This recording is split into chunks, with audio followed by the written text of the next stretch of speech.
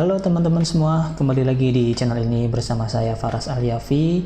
Channel ini akan membahas tentang data science, kemudian data analytics, serta artificial intelligence seperti machine learning dan juga deep learning, khususnya buat teman-teman yang nggak punya latar belakang pemrograman ataupun IT, statistika, dan juga matematika. Video ini adalah bagian dari series ya ataupun playlist tentang belajar data science dari awal, khususnya buat teman-teman yang nggak punya latar belakang tersebut. Jadi di video ini saya akan coba bahas dan juga sharing tentang belajar data science dari awal secara perlahan, bertahap, dan juga praktikal. Jadi saya harap semoga teman-teman dapat memahami video ataupun materi ini dengan mudah ya. Nah, untuk buku rujukannya tentang materi kali ini ada di link di bawah, dan juga Jupyter Notebook-nya ataupun file ini bisa teman-teman download di bawah dan dinyalakan di Jupyter Notebook ataupun di Google Colab teman-teman. Nah, di video sebelumnya teman-teman udah belajar ya tentang numerik ya, kayak integer, complex number, dan juga float, kemudian sequence type kayak string, list, sama tuple, dan juga boolean dan dictionary terakhir kemarin. Sekarang di video kali ini kita akan belajar tentang set ya. Nah, jadi apa sih itu set ya? Jadi set itu sebenarnya hampir mirip kayak dictionary ya. Dia nggak ada urutannya juga, tidak ada ordernya ya, nggak ada urutannya. Jadi dia nggak bisa di slicing, nggak bisa di indexing.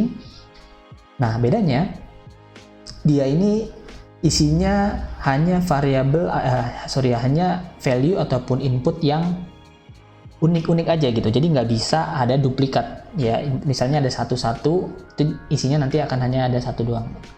Nah, biar teman-teman paham, kita langsung coba aja ya. Nah, jadi ada cara buatnya ya teman-teman.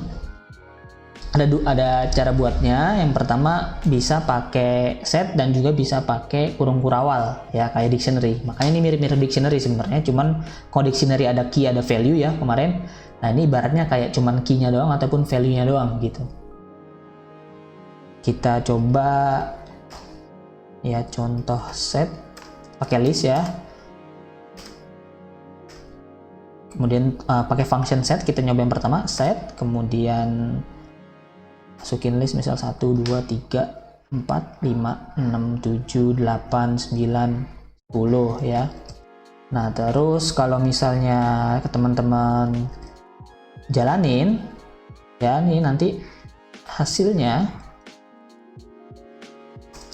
kan kayak gini ya, dia akan ada kurung kurawalnya. Nah, kalau misalnya mau cek kayak kemarin ya, tipe datanya apa, teman-teman tulis variabelnya contoh set list. Nah, dia akan set ya. Kemudian kita coba juga misal pakai tuple, contoh set tuple, pakai function juga ya. Set tuple kan pakai tanda kurung biasa ya. Jadi misal 1, 2, 3, 4, 5, 6, 7, 8, 9, 10. Dan kalau misalnya kita print nanti hasilnya sama kayak yang di atas. Contoh set tuple, tuh sama kan. Dan kalau misalnya mau cek tipe datanya, tulis type, kemudian masukin variabelnya, namanya set tuple. Nah, kan set gitu. Nah, pakai string juga bisa. Nah, kenapa bisanya pakai ini? Jadi dia nanti si set ini hanya bisa untuk yang iterasi ya, yang sequence. Contoh set str set, kemudian misalnya gini, Indonesia.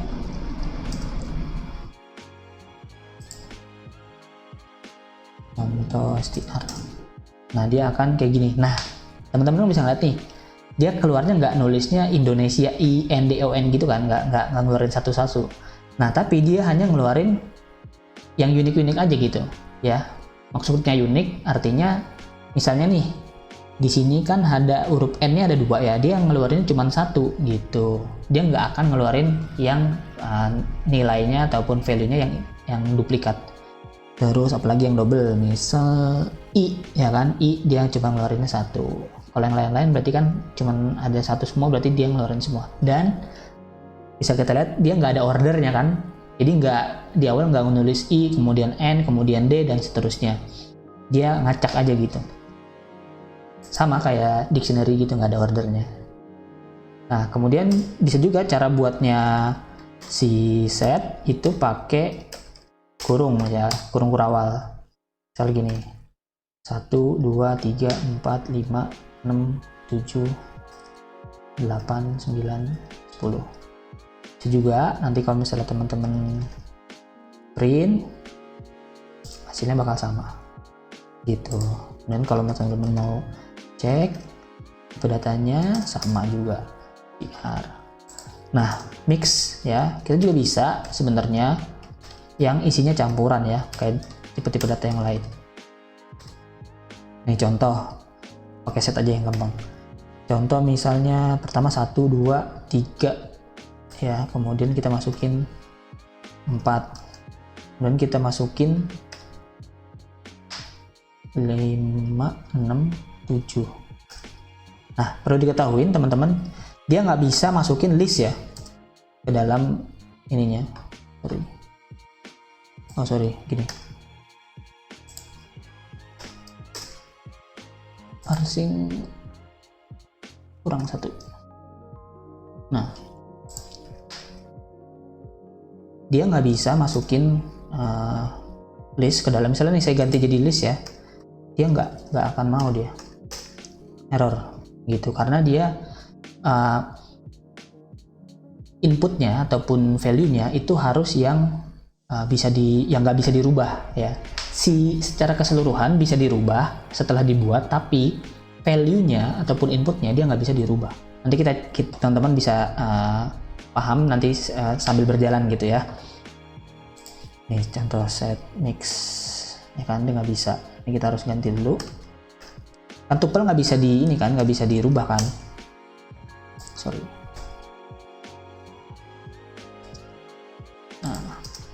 Nah ini tipe datanya sama nih ya, akan type set juga gitu. Nah kalau misalnya mau mengukur panjangnya ataupun ada berapa sih elemen yang ada di situ, itu bisa. Contoh mix misal. Nah kenapa ada 5? Karena ini jadi 1 ya. 5, 6, 7 ini jadi 1, kemudian 1 ini 2, ini 3, ini 4, 5 gitu. Nah kita coba buktikan kalau misalnya si set ini nggak bisa di indexing karena dia nggak ada ordernya ya, kayak tadi kan. Misalnya contoh set list deh, nih contoh set list. Nah kita mau misalnya ngambil 1 ya kan, kalau misalnya di list ya itu ataupun di tuple itu kita bisa, ataupun string ya, pokoknya yang sequence lah, itu kita bisa indexing karena dia ada urutannya, ada ordernya. Nah kalau ini nggak bakal bisa karena dia nggak ada urutannya, makanya dia juga nggak bisa di slicing, misalnya dari 0 sampai 5 ya gitu, 0 sampai 4 ya, ingat teman-teman yang kemarin teman belajar. Nggak bisa juga karena dia nggak ada ordernya, nggak ada urutannya gitu. Nah kemudian di set juga kita bisa melakukan beberapa operasi matematika ya, kayak misalnya union, kemudian join dan lain-lain, kemudian interchangeable. Sebenarnya ada banyak ya, teman-teman nanti bisa cek juga di buku rujukan yang kita pakai ya untuk pengenalan Python ini di bawah. Judulnya Python for Data Analysis yang second edition. Ada banyak di situ operasinya, cuman kita coba pahami secara garis besar dulu ya. Di operasi dalam set itu bisa pakai bitwise ya, kayak tanda ini nih, tanda garis itu, atau bisa pakai metode ya, kayak dot union, kemudian dot apalagi dot intersection dan lain-lain, itu bisa. Dot add itu bisa. Nah ini kita coba misalnya kan kalau set itu kita bikin dulu deh. Misalnya gini, misalnya kita punya misalnya orang satu itu belanja bakwan gorengan ya, misal bakwan, kemudian tempe, kemudian tahu, kemudian apa lagi ya, tempe, tahu, cireng misal, kemudian apa lagi gorengan ya, cireng, cakwe dah, Oke. Kemudian orang kedua belanjanya beda lagi, misal orang kedua belanjanya tempe, tapi sayur-sayuran bukan gorengan, tempe, kemudian tahu juga dia beli ke pasar gitu ya, kemudian jagung, kemudian dia beli apa lagi, misal terong. Nah, kemudian orang ketiga dia beli belanjaan juga, misalnya dia beli jagung, kemudian dia beli tempe juga, kemudian dia beli tahu juga, kemudian dia beli apa lagi, bawang tuh. Kemudian orang keempat belanja juga, tapi belanjanya beda juga, misal dia beli, ini saya bikin variabelnya biar teman-teman paham nih nanti operasi dalam set. Misal orang keempat beli jagung,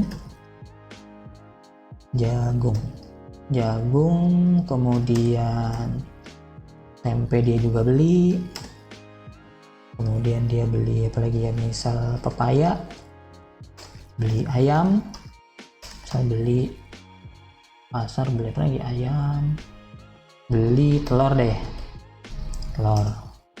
Kan ini set semua ya, set 1, set 2, set 3, set 4. Nah, union itu kan gabungin ya, ibaratnya ya, gabungin nih biar teman-teman paham nih. Ini kita print dulu, print 1, print x2, print x3, print x4. Nah, ini kan hasilnya gini ya, wan, tahu, dan lain-lain. Nah, kita bisa menggunakan operasi matematika dengan menggunakan bitwise ya, tanda ya, ataupun menggunakan metode. Misal kita mau union ya, misal contoh mau gabungin x1 sama x2, itu bisa gini, x1 ya, kemudian ini, kemudian x2 ya. Nah, nanti dia akan menggabungkan si yang orang satu sama orang dua gitu ya. Ini bakwan ya kan, kemudian cakwe, kemudian cireng, kemudian jagung ya kan, ini ada jagung, kemudian tahu, tempe, terong. Nah, kenapa si tahu dan tempe ini nggak keluarnya ada, ini kan si orang pertama ada tahu juga, harusnya kan tahu terus tempe ya. Nah, karena kemudian tahu terus tempe gitu ya, karena tahunya ada 2, tempenya ada 2. Nah, seperti yang tadi disampaikan juga di awal, kalau misalnya si set itu dia ngeluarinnya cuman yang unik-unik aja, dia otomatis akan menghilangkan jika ada input ataupun value yang double. Nah, terus kita juga bisa pakai union, misal x1 ya dot union x2. Nah, sama hasilnya. Nah, tapi kalau misalnya perbedaannya antara pakai bitwise ya ataupun tanda gitu dengan pakai metode dot union gini, kalau di bitwise dia dua-duanya variabelnya harus sama-sama set. Misalnya set ya, misalnya saya coba tuple, ini kan yang kedua nih tuplenya kan, x1 nya set, nah terus saya mau gabungin sama tuple, misalnya ayam, kemudian jagung, kemudian tempe gitu ya, misalnya saya mau gabungin ini, dia akan error ya kan, karena dia harus sama-sama gitu, harus sama-sama set. Nggak bisa set sama string, set sama list, set sama yang lain, nggak bisa, dia harus sama-sama set. Nah, bedanya kalau misalnya pakai metode itu dia bisa, misalnya x1 ya dot union. Nah, misalnya saya mau masukin yang tadi nih, ini kan tuple ya, nih saya copy. Nah, dia kalau kayak gini dia tetap bisa tuh, karena si metode ini secara otomatis akan merubah bentuk variabel yang ada di sini, mau tipenya apa aja dia akan berubah menjadi set kayak gitu ya.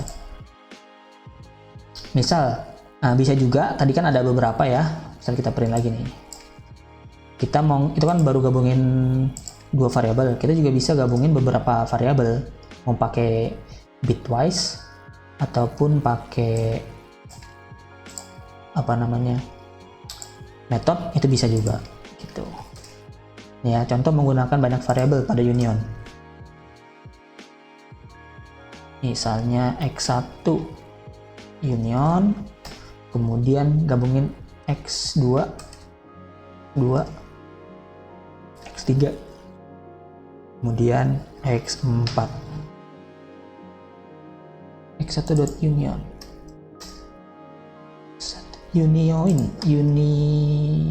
x1 dot, sorry astagfirullah, 1 dot union.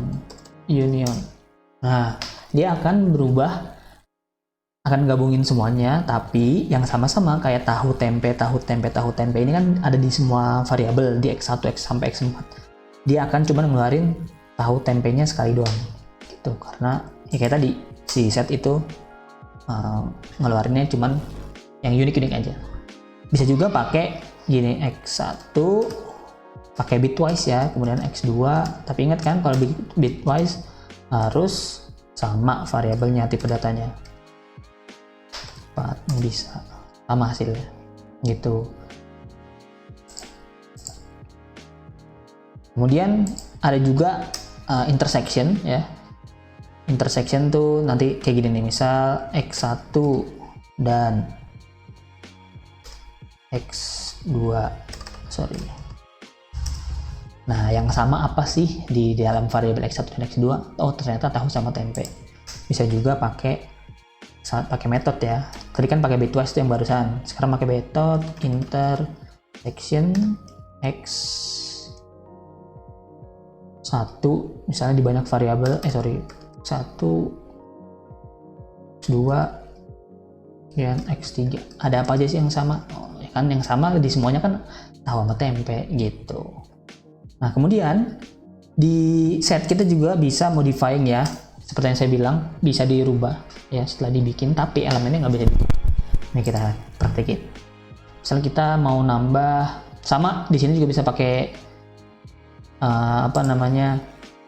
bitwise ya, ataupun tanda, dan juga bisa menggunakan metode. Ini kita lihat dulu biar kelihatan. Nih, misal kita mau nambah x1, memasukin inputnya pakai x2. Nah, kalau misalnya kita print x1, ntar dia nambah nih. Tuh, jadi sekarang ada terong. Tadinya kan di x1 nggak ada terong ya kan. Sekarang ada terong, ada jagung juga. Nah, tapi itu si tahu sama tempe tetap, karena dia hanya mengeluarkan unique value. Kemudian pakai update juga bisa. Sama hasilnya, x1 update x2. Ya, nanti hasilnya x1 sama gitu ya. Nah, kemudian mengganti input dengan hanya mengambil yang sama ya dari kedua variabel dengan menggunakan intersection update. Jadi contohnya gini, misal x2 kemudian intersection update x3. Nah, nanti kalau misalnya teman-teman cek, ini cuman yang sama doang ya. Kalau misalnya teman-teman ini keluarnya x2 nya jadi jagung tahu tempe ya, kita gabungin nambahin x3 sama x2, nanti yang dimasukin cuman yang sama doang, jadi cuman ada jagung ya kan, tempe ya, jadi tahu jagung tempe gitu ya kan, jagung tahu tempe. Kemudian kalau misalnya kita menambahkan satu value, misalnya kita mau nambahkan x3 terus add, misalnya kita nambahin apa ya, wortel gitu, nanti kita di variabel x3 ada wortel tuh gitu. Kemudian di set itu kita juga bisa menghilangkan input ataupun value. Yang paling ini ada beberapa ya, pakai remove, kemudian discard dan lain-lain. Kita coba satu-satu biar teman-teman paham ya. Pakai remove, ini contohnya misal kita print dulu biar kelihatan, biar teman-teman paham nih. Ini kan masih kayak gini ya awalnya ya. Kita pakai remove, misal x1 dot remove. Misal kita mau nge-remove siapa ya, misal mau nge-remove terong deh. Remove terong. Nah, nanti ini kan di X1 masih ada terong ya, nanti di kita print X1 itu udah nggak ada terongnya, kan tinggal bakwan, cakwe, cireng, jagung, tahu, tempe. Tadinya ada terong, sekarang nggak ada terong gitu. Nah kemudian X1 lagi, kalau misalnya remove itu dia harus ada inputnya nih, yang di dalam sininya itu harus yang ada di dalam variabelnya. Misal ini kan tadi X1 isinya ini ya, bakwan, cakwe, cireng, jagung, tahu, tempe. Misal aku mau ngilangin yang nggak ada di dalamnya, misal aku mau ngilangin wortel. Wortel kan nggak ada di variabel 1, wortel itu akan error gitu, karena tidak ada variabel wortel di dalam X1. Harus ada, kalau mau pakai remove harus ada yang variabel di dalamnya.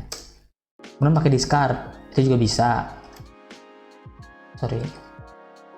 X1.discard kita misalnya, nah bedanya discard sama kita mau ngelain bakwan dulu dari bakwan, nanti X1 udah nggak ada bakwannya dia tuh, udah nggak ada bakwannya kan, tinggal cakwe, cireng, jagung, tahu, dan tempe. Nah bedanya discard sama remove, kalau discard itu kalau tadi kan misalnya dia nggak ada wortel tapi ngeluarin error. Nah kalau discard dia walaupun misalnya discard aku tulis wortel, walaupun nggak ada wortel dia nggak error dan nilainya tetap sama gitu, tuh tetap sama, dia nggak akan ngeluarin error kayak gitu. Kemudian kita juga bisa pakai pop ya, pop kita. Nah kalau pop itu dia bakal random ngilanginnya. Nih berarti yang hilang tuh tahu. Kalau misalnya kita cek tuh tahunya udah nggak ada. Misalnya kita ngelakuin lagi ya, pakai pop lagi, pop cireng. Kalau teman-teman cek lagi 1, nah udah nggak ada cireng. Tapi kalau misalnya pop itu harus ada nilainya. Kalau misalnya nggak ada nilainya dia akan error gitu. Kemudian kalau misalnya kita mau menghilangkan semuanya, misal X1 kita mau menghilangkan cakwe, jagung, semua nilai ada dalam variabel X1, kita pakai clear. Nanti kalau misalnya teman-teman cek tinggal set tanda kurung kosong. Nah tadi kayak saya bilang ya, kalau misalnya X1 pop karena dia nilainya udah kosong, terus kita print, dia akan error nih ya. Tuh, pop from an empty set. Pop itu hanya bisa kalau misalnya isinya ada. Kalau misalnya setnya kosong, dia nggak bisa. Gitu teman-teman. Mungkin ini dulu ya. Dipahami lagi pelan-pelan. Kemudian sebenarnya masih banyak lagi operasi matematika. Cek aja nanti di buku ya, e-book yang saya taruh di link di bawah, teman-teman bisa pelajarin lagi. Ini secara garis umumnya kayak gini, semoga mudah dipahami ya. Jangan lupa sering-sering latihan dan jangan perlu takut error ya, itu pasti bakal terjadi. Yang penting pahami logika gimana sih Python ini bekerja ya, begitu. Mungkin ini dulu dari saya. Terima kasih buat teman-teman semua yang udah nonton sampai sejauh ini. Jika dirasa bermanfaat, silahkan disebar seluas-luasnya dan jangan lupa dinyalakan tombol loncengnya dan di subscribe karena saya akan upload video secara berkala. Terima kasih teman-teman semua, sampai bertemu di video selanjutnya. See you!